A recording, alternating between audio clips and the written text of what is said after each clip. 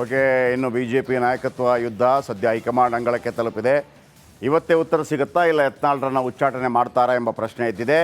ಹಾಗಿದ್ರೆ ದೆಹಲಿ ನಾಯಕರು ರೆಬಲ್ಸ್ಗೆ ಏನು ಹೇಳ್ತಾರೆ, ವಿಜೇಂದ್ರ ಟೀಮ್ಗೆ ಏನು ಹೇಳ್ತಾರೆ, ದೆಹಲಿಯಲ್ಲಿ ಇವತ್ತು ಏನೇನೆಲ್ಲ ಆಯಿತು, ಬನ್ನಿ ಒಂದು ರಿಪೋರ್ಟ್.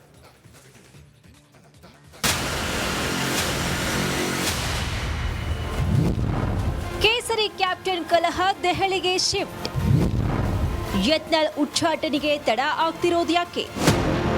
ಬಿಜೆಪಿಯ ಬಣಗಳ ಸಂಖ್ಯೆ ಹೆಚ್ಚಾಗ್ತಾ ಇದೆ. ಒಂದೆಡೆ ಯತ್ನಾಳ್ ಬಣ ವಿಜೇಂದ್ರ ವಿರುದ್ಧ ತೊಡೆತಟ್ಟಿದ್ರೆ, ಇನ್ನೊಂದು ಬಣ ವಿಜೇಂದ್ರ ಪರ ನಿಂತು ಯತ್ನಾಳ್ ಬಣಕ್ಕೆ ಸವಾಲು ಸೇರಿದೆ. ಇಂದು ಶಿಸ್ತು ಸಮಿತಿ ಮುಂದೆ ಯತ್ನಾಳ್ ಹಾಜರಾದ್ರು. ಮತ್ತೊಂದೆಡೆ ಅಶೋಕ್ ಹೈಕಮಾಂಡ್ ನಾಯಕರನ್ನ ಭೇಟಿ ಮಾಡಿದ್ರು. ಬಿಜೆಪಿ ನೀಡಿದ ಶೋಕಾಸ್ ನೋಟಿಸ್ಗೆ ಸುದೀರ್ಘವಾದ ಉತ್ತರವನ್ನ ನೀಡಿದ್ದಾರೆ. ಕರ್ನಾಟಕ ಬಿಜೆಪಿಯಲ್ಲಿ ಸಾಕಷ್ಟು ಅಂತರ್ಯುದ್ಧ ಬಳಿಕ ಇದನ್ನ ಶಮನ ಮಾಡುವುದಕ್ಕೆ ಬಿಜೆಪಿಯ ಮಧ್ಯಪ್ರವೇಶ ಅಗತ್ಯವಿದ್ದು, ಯತ್ನಾಳ್ ಆರೋಪಕ್ಕೆ ಮಣೆ ಹಾಕುತ್ತಾ ಇಲ್ಲ ವಿಜೇಂದ್ರ ಬಣಕ್ಕೆ ಜೈ ಎನ್ನುತ್ತಾ ಎಂಬುದೇ ಕುತೂಹಲವಾಗಿದೆ.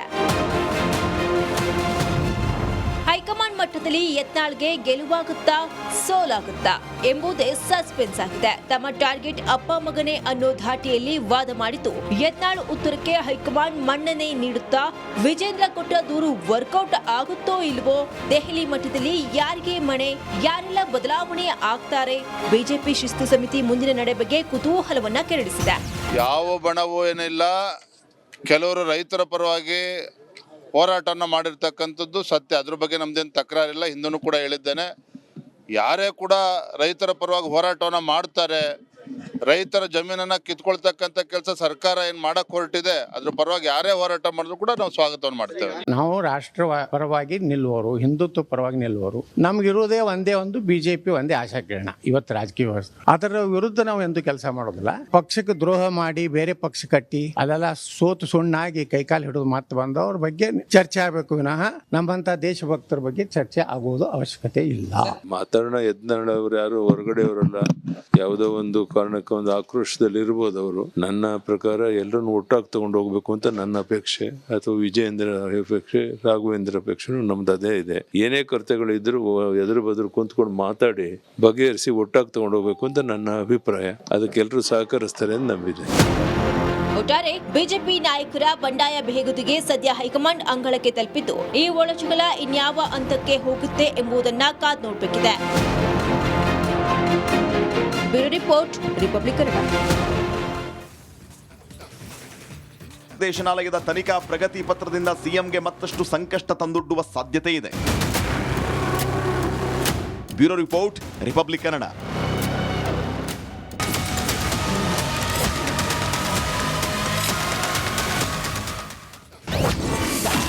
ಬೆಂಕಿ ಉಗುಳಿದ ಹುಲಿಯ 3 ಕ್ಷೇತ್ರದ ಬೈ ಎಲೆಕ್ಷನ್ನಲ್ಲಿ ಭಾರಿ ಗೆಲುವು. ಈ ಮೂಲಕ ನನ್ನ ಮುಟ್ಟಂಗಿಲ್ಲ ಎಂಬ ಸಂದೇಶ. ಸಿದ್ದು ಕುರ್ಚಿ ಮುಟ್ಟಿದ್ರೆ ತಟ್ಟಿ ಬಿಡ್ತಾರೆ ಟಗರು ಬಣ. 136 ಶಾಸಕರ ಪೈಕಿ 100ಕ್ಕೂ ಹೆಚ್ಚು ಶಾಸಕರ ಬಲ. ಅಹಿಂದ ನಾಯಕನಿಗಿದೆ ಅಪಾರ ಬೆಂಬಲಿಗರ ಶಕ್ತಿ. ಸ್ವಾಭಿಮಾನಿ ಸಮಾವೇಶ ಮೂಲಕ ಟಕ್ಕರ್ ಫಿಕ್ಸ್. ಸಂದೇಶ ಇಷ್ಟೇ, ನೋ 50-50, 5 ವರ್ಷ ನಾನೇ ಸಿಎಂ, ಯಾರು ಕಮಕ್ ಅನ್ನಂಗಿಲ್ಲ. ಏಕ್ ಮಾರ್ ದೋ ತುಗಡ. ನಾಳಿನ ಸಮಾವೇಶ ನಂತರ ಏನಾಗಬಹುದು, wait and watch. News desk, Republic Kannada. DK Shivakumar ನಿನ್ನೆಯಷ್ಟೇ ಹೇಳಿದಂಥ ಒಂದು ಹೇಳಿಕೆ ಇಡೀ ದೇಶಾದ್ಯಂತ ಸಂಚಲನ ಸೃಷ್ಟಿ ಮಾಡಿದೆ. ಅಂದರೆ ಮಾತು ಕೊಟ್ಟಿದ್ದಾರೆ, ಇದರ ಬಗ್ಗೆ ಒಂದು ಮಾತುಕತೆ ಆಗಿದೆ, ಹಾಗಾಗಿ ನಾನು ಮುಖ್ಯಮಂತ್ರಿ ಆಗ್ತೀನಿ ಅನ್ನುವಂಥ ಹೇಳಿಕೆಯನ್ನು ಕೊಟ್ಟಿದ್ದರು. ಅದು ದೆಹಲಿ ಮಟ್ಟದಲ್ಲಿ ದೊಡ್ಡ ಸುದ್ದಿಯಾಗಿತ್ತು. ಹಲವಾರು ಊಹಾಪೋಹಗಳಿಗೂ ಕಾರಣವಾಯಿತು. 2.5 ವರ್ಷ ಮಾಡ್ತಾರಾ, 3 ವರ್ಷ 2 ವರ್ಷ ಮಾಡ್ತಾರಾ? ಕೆಲವರಿಗೆ ತಿಳಿದಿದೆ ಅಂದರೆ ಯಾರಿಗೆ? KC ವೇಣುಗೋಪಾಲ್, ಸುರ್ಜೇವಾಲಾ, ಮಲ್ಲಿಕಾರ್ಜುನ್ ಖರ್ಗೆ, ಸೋನಿಯಾ ಗಾಂಧಿ, DK ಶಿವಕುಮಾರ್, ಸಿದ್ದರಾಮಯ್ಯ ಮತ್ತು ಪ್ರಿಯಾಂಕಾ ವಾದ್ರಾ ಇವರ ಅನ್ನುವಂಥದ್ದು. ಈ ಪ್ರಶ್ನೆಯನ್ನು ಇವತ್ತು ಸಿದ್ದರಾಮಯ್ಯನವರಿಗೆ ಕೇಳಲಾಯಿತು. ಸಿದ್ದರಾಮಯ್ಯ 2.5 ವರ್ಷ CM, DKಶಿ 2.5 ವರ್ಷ CM, ಇದು ಆಡೋ ಮಕ್ಕಳ ಬಾಯಲ್ಲಿ ಮರವು ಮಾತಾಗ್ಬಿಟ್ಟಿತ್ತು. ಆದರೆ ಇದು ನಿಜಾನ? ಆ ಮಾತಿಗೆ ಟಗರು ಗುಟ್ರು ಹಾಕಿದ್ದು ಹೇಗೆ? ಬಂಡೆ ಒಡೆಯೋಕ್ಕೆ ಡೈನಮೈಟ್ ಬೇಡ, ಸಿದ್ದು ಅವರ ಈ ಒಂದು ಮಾತು ಸಾಕು. ಇದು ರಾಜಕೀಯ ವಲಯದಲ್ಲಿ ಚರ್ಚೆ ಆಗ್ತಾ ಇರುವಂಥದ್ದು. ರಾಜಕೀಯ ವಲಯದಲ್ಲಿ ಏನಾಗ್ತಾ ಇದೆ ಅದೆಲ್ಲ ಅಡ್ವರ್ಟೈಸ್ಮೆಂಟ್. ಓಕೆ, ಮಾಧ್ಯಮಗಳ ಮುಂದೆ ಮುಖ್ಯಮಂತ್ರಿಗಳಾಗಲಿ ಡಿ ಕೆ ಶಿವಕುಮಾರ್ ಆಗಲಿ ಹೇಳಿಕೆ ಕೊಡ್ತಾರಲ್ಲ, ಅದು ಅಡ್ವರ್ಟೈಸ್ಮೆಂಟ್. ನಿಜವಾದ ಫ್ರೂಟ್ ಇದೆಯಲ್ಲ, ಅದು ಏನು ಅಂತ ಆಮೇಲೆ ನಾನು ಹೇಳ್ತೀನಿ. ಈ ರಿಪೋರ್ಟ್ ನೋಡಿ ಮೊದಲು. ಯಾವ ಒಪ್ಪಂದನೂ ಆಗಿಲ್ಲ.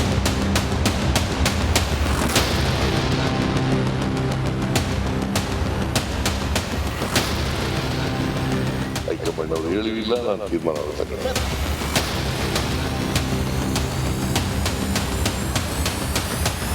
ಯಾವ ಒಪ್ಪಂದನೂ ಇಲ್ಲ. ಹೈಕಮಾಂಡ್ ಎಲ್ಲ ಹೈಕಮಾಂಡ್ ತೀರ್ಮಾನ ಮಾಡುತ್ತೆ. ಟಗರು ರಾಮಯ್ಯ ಕಡ್ಡಿ ಮುರಿದಂಗೆ ಹೇಳ್ಬಿಟ್ಟಿದ್ದಾರೆ. ಈ ಒಂದೇ ಒಂದು ಹೇಳಿಕೆ ಡಿ ಕೆ ಶಿವಕುಮಾರ್ ಮತ್ತು ಟೀಮ್ಗೆ ಸಿಡಿಲು ಪಡೆದಂತಾಗಿದೆ. ಸಮಾವೇಶಕ್ಕೂ ಮುನ್ನ ಟಗರು ಟಾಂಟ್.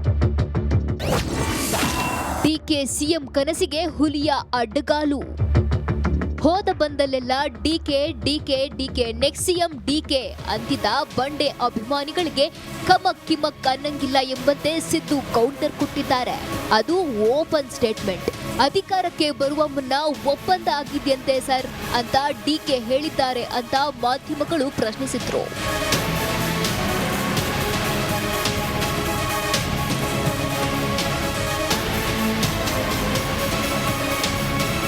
ಕೇಳಿದ್ರಲ್ಲ ವೀಕ್ಷಕರೇ, ಒಪ್ಪಂದ ಆಗಿದೆ ಅಂತ ಡಿಕೆ ಹೇಳಿದ್ರೆ ಇದಕ್ಕೆ ಸಿದ್ದರಾಮಯ್ಯ ಟಕ್ಕರ್ ಕೊಟ್ಟಿದ್ದಾರೆ. 5 ವರ್ಷ ನನ್ನ ಮುಟ್ಟಂಗಿಲ್ಲ ಅಂತ ಪರೋಕ್ಷವಾಗಿ ಹೇಳಿದ್ದಾರೆ. ನಾಳೆ ಹಾಸನದಲ್ಲಿ ಸ್ವಾಭಿಮಾನಿ ಸಮಾವೇಶ ಇದೆ. ಇದಕ್ಕೂ ಮುನ್ನ ಕುರ್ಚಿ ಬಿಡಲ್ಲ ಅಂತ ಡಿಕೆ ಬಡಕ್ಕೆ ಸ್ಪಷ್ಟ ಸಂದೇಶ ರವಾನಿಸಿದ್ದಾರೆ. ಸಿಎಂ ಹೇಳಿಕೆಗೆ ಡಿಸಿಎಂ ಡಿಕೆಶಿ ಸಿಎಂ ಮಾತೆ ಫೈನಲ್ ಅಂದ್ರು. ಅಧಿಕಾರಕ್ಕೆ ಬರೋಕೆ ಮುಂಚೆ ನಮ್ಮ ನಡುವೆ ಒಂದು ಒಪ್ಪಂದ ಆಗಿದೆ ಅಂತ ಡಿ ಕೆ ಶಿವಕುಮಾರ್ ಹೇಳಿದ್ದಾರೆ ಸರ್. ನೋಡಪ್ಪ, ಯಾವ ಒಪ್ಪಂದನೂ ಆಗಿಲ್ಲ. ಹೈಕಮಾಂಡು ಏನ್ ತೀರ್ಮಾನ ಮಾಡ್ತದೆ ಅದಂತ ನಡ್ಕೊಳ್ಳೋದು. ನಾವು ಯಾರು ಹೇಳ್ತಾರೆ ಅಂತಕ್ಕಂಥದ್ದು ಮುಖ್ಯ ಅಲ್ಲ. ಅಂತಿಮವಾಗಿ ಹೈಕಮಾಂಡ್ನವರು ನನಗೆ ಹೇಳಿ ಸೂಚಿಸಬೇಕು, ನಾನು ಅದನ್ನ ತೀರ್ಮಾನ ತಗೋಬೇಕು. ಹೈಕಮಾಂಡ್ ಅವ್ರು ಹೇಳಿಲ್ಲ, ನಾನು ತೀರ್ಮಾನ ತಗೊಳ್ಳಲ್ಲ. ಒಪ್ಪಂದ ಏನಿಲ್ಲ, ಹೈಕಮಾಂಡ್ ಹೇಗೆ ಹೇಳುತ್ತೋ ಹಾಗೆ ನಡ್ಕೋತೀವಿ. ಆಯ್ತು, ನಮ್ಮ ಚೀಫ್ ಮಿನಿಸ್ಟರ್ ಹೇಳಿದ್ಮೇಲೆ ಅವ್ರು ಹೇಳಿದ್ದೆ ಫೈನಲ್ಲು. ನಮ್ಮ CM ಹೇಳಿದ್ಮೇಲೆ ಏನು ತಕರಲ್ಲೇ ಇಲ್ಲ. ನಿಮ್ಮ ಸೆಮಿಫೈನಲ್ ಒಂದಿತ್ತು, ಈಗ ಫೈನಲ್ ಆಗುತ್ತೆ. ಈಗ ಅವ್ರೇನು ಹೇಳ್ತಾರೆ ನಾವು ಫೈನಲ್ಲು, CM ಏನು ಹೇಳ್ತಾರೆ ಅದು ಫೈನಲ್ಲು. ಬೇರೆ ಏನು ತಕರಾರಿಲ್ಲ ತಮ್ಮದು? ತಕರಾರಿಲ್ಲ. ನಾನು ಯಾವತ್ತೂ I am always loyal to the chair, I am loyal to the party. ಈಗ CM ಹೇಳಿದಾರಲ್ಲ, no question, no discussion, no debate. CM ಇಷ್ಟು ಧೈರ್ಯವಾಗಿ ಕುಲ್ಲ ಹೇಳಿಕೆ ಕೊಡೋಕೆ ಕಾರಣ ಇಷ್ಟೇ. ಬೆಂಕಿ ಉಗುಳಿದ ಹುಲಿಯ 3 ಕ್ಷೇತ್ರದ ಬೈ ಎಲೆಕ್ಷನ್ನಲ್ಲಿ ಭಾರಿ ಗೆಲುವು. ಈ ಮೂಲಕ ನನ್ನ ಮುಟ್ಟಂಗಿಲ್ಲ ಎಂಬ ಸಂದೇಶ. ಸಿದ್ದು ಕುರ್ಚಿ ಮುಟ್ಟಿದ್ರೆ ತಟ್ಟಿ ಬಿಡ್ತಾರೆ ಟಗರು ಬಣ. 136 ಶಾಸಕರ ಪೈಕಿ 100ಕ್ಕೂ ಹೆಚ್ಚು ಶಾಸಕರ ಬಲ. ಅಹಿಂದ ನಾಯಕನಿಗಿದೆ ಅಪಾರ ಬೆಂಬಲಿಗರ ಶಕ್ತಿ.